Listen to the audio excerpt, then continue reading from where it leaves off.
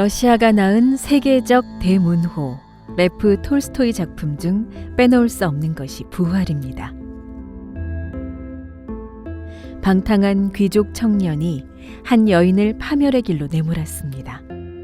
삶을 비관한 이 여인은 매춘부의 길로 빠져들고 급기야 살인 강도 누명까지 뒤집어쓰는 지경에 이르는데, 우연히 법원 배심원으로 나간 귀족 청년은 살인 강도 누명을 쓴 피고인이 바로 자신이 타락시킨 그 여인임을 알고 깊은 죄의식 속에 사치스런 삶을 모두 버리고 그녀의 무죄 입증을 위해 애쓰기 시작합니다. 그러면서 귀족 청년은 자신의 참된 자아를 발견하며 영혼 부활을 경험하게 되고, 증오심에 불탔던 이 여인도 진정한 사랑과 감사함을 경험하며 내면에 간직했던 순수성을 다시금 깨우며 영혼을 회복하게 됩니다. 사실 부활이란 말은 일상 용어가 아닌 기독교에서 나온 말입니다. 한자로는 다시 부자에 살활, 다시 산다는 뜻인데, 이 말은 십자가에 못 박혀 죽은 예수 그리스도가 무덤에서 3일 만에 다시 살아난 기적의 사건으로부터 그 의미가 공고해졌다고 보겠습니다. 그런데 문제는 이 부활이라는 말이 내포한 정확한 의미가 무엇이냐 하는 것입니다.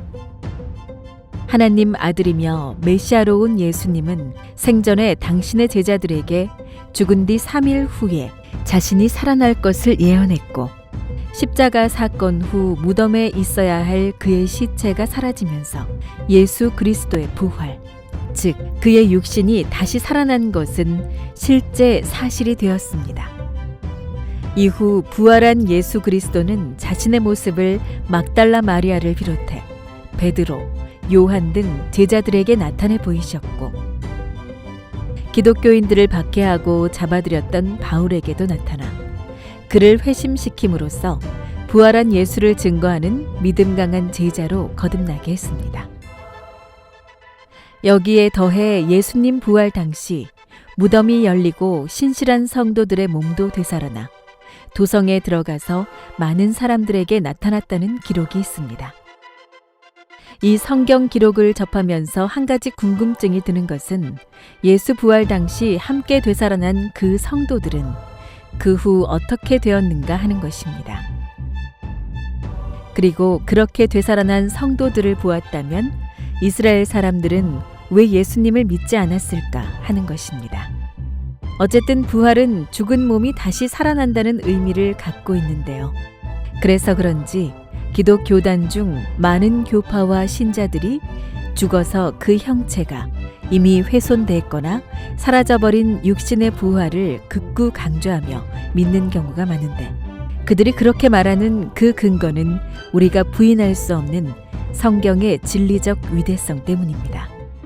이와 관련해 성경 요한계시록에는 예수님이 재림하면 14만 4천 무리가 첫 번째 부활 혜택을 얻게 된다는 말씀이 있는데, 그 말씀을 따라 굳건히 믿음을 지켜가는 성도들을 우리는 주변에서 많이 찾아볼 수 있습니다. 그러나 최첨단 과학 문명 시대를 살아가는 이때, 죽은 자가 다시 살아난다는 부활의 문자적 의미 앞에 우리는 많은 고민과 의문을 갖게 됩니다. 이 부활에 우리가 미처 발견하지 못한, 이해하지 못한 어떤 또 다른 깊은 의미가 있는 것은 아닐지, 아니면 정말 성경에 나온 문자 그대로를 받아들여야만 하는 것인지. 만약 문자 그대로를 받아들여야 한다면 하나님이 창조한 영의 세계와 천국 등은 어떻게 이해해야 하고, 그 세계는 이 부활과는 어떤 관계가 있는 것인지. 다행히도 우리가 염두에 두고 단서로 삼고 가야 할 것은, 성경은 하나님 섭리가 담긴 진리의 결정체로서 많은 부분이 비유와 상징으로 자리 잡고 있다는 것입니다. 그런 면에서 어쩌면 이 부활이라는 것도 비유와 상징적 관점에서 면밀히 접근해야 하지 않을까 하는 생각이 드는데요.